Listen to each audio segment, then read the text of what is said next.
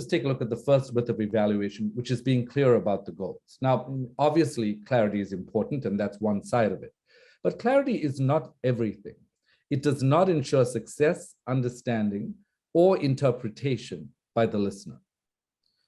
Boyatzis and colleagues found that if you coach for goals, if you say to somebody, listen, these are our goals and this is what we need to do, it's actually not as effective as compassion-directed coaching. That actually the person who's receiving the information will receive it differently. And another group of researchers, Jack and colleagues, found that there are two kinds of attractors, right, in the brain. They call these positive emotional attractors, where you as an evaluator are on the side of the other person and they can feel it. On the other is a negative emotional attractor, where you are focusing on the person's weaknesses and they can feel it. And what they find is that if you coach to correct the negative emotional attractor, it is not as helpful as actually coaching to the positivity of the other person. The idea here is that goal-directed coaching is fine up to a point, but then it starts to overactivate the sympathetic nervous system, and the fight or flight systems kick in, person becomes paralyzed and cannot act. Take a brief look at this video, which explains what this is about. A lot of people say, well, we're just offering constructive criticism, but constructive criticism is a much more complicated thing than those words suggest.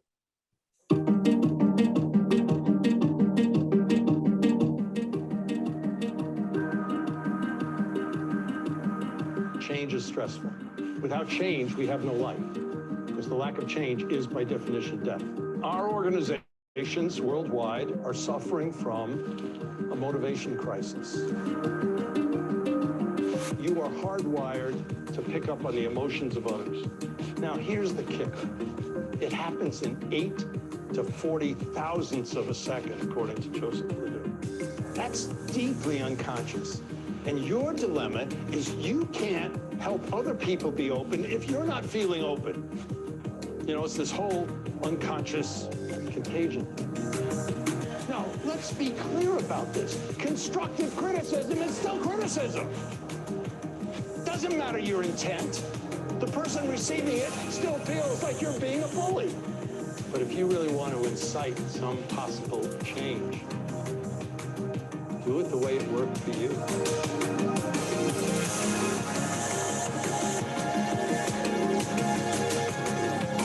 These things happen, you know what? You get filled with this positive energy, and you literally become positively infectious. And when we do that, we find in our families, in our communities, and at work, people coming together and doing things we never thought before were possible.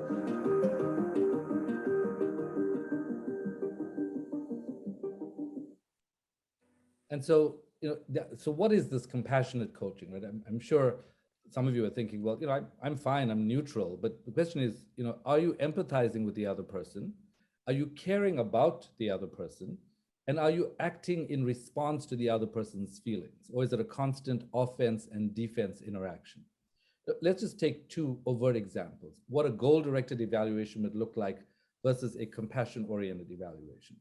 In a goal-directed evaluation, you might say, according to the evaluation, we found the following gaps.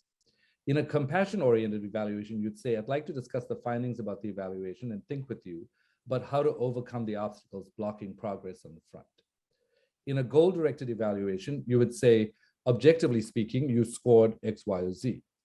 In a compassion-oriented evaluation, you'd say, I'm sure that this evaluation is missing something that you in the field experience differently.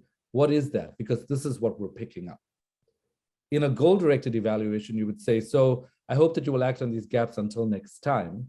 In a compassion-oriented evaluation, you would say, the actions we suggest are not guaranteed to give us the results we want, but they do open up possibilities for moving forward.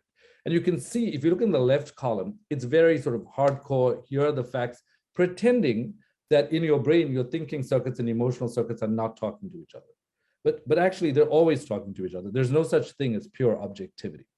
Pure objectivity is a fetish that we like to believe we're capable of. There's a beautiful book by Antonio Damasio called Descartes' Error that explains why when Descartes said, I think, therefore I am, it's neurologically not feasible because the thought circuits and the emotion circuits are always talking to each other.